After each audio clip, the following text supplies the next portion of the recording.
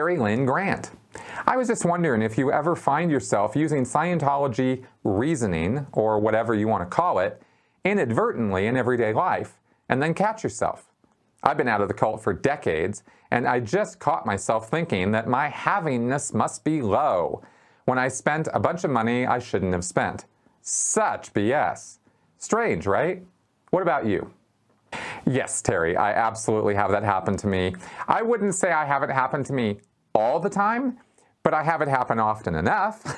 I've actually had that same thing with the havingness, right? Hubbard talks about havingness being like this noun of a word that's supposed to mean how much you can, own or possess or comfortably, experience.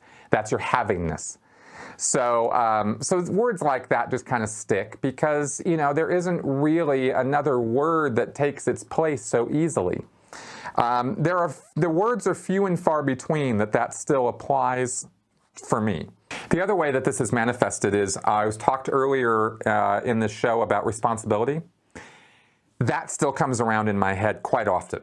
And that's something I kind of have to think through and sort of reason out depending on the context of the situation that I'm dealing with. Because like I said, you can swing the pendulum too far both ways. You can go, you have full responsibility for everything going on right now, which is pretty ridiculous.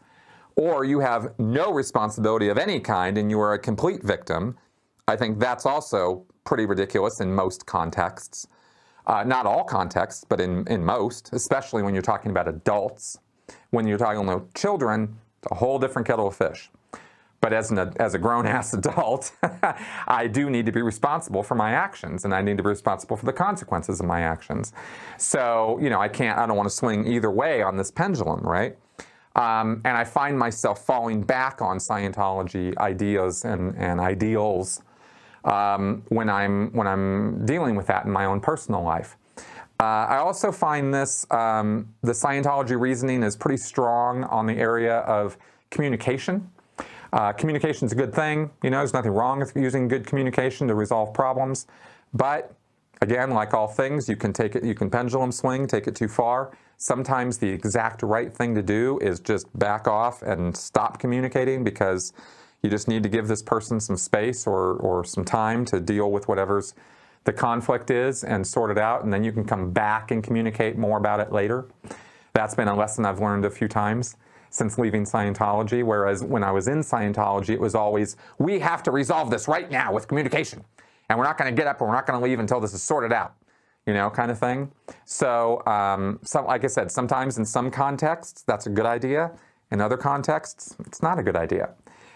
So that's how I've reasoned my way through how do I sort this out for myself and how do I decide what's appropriate and what's not. And that's how I have dealt with that.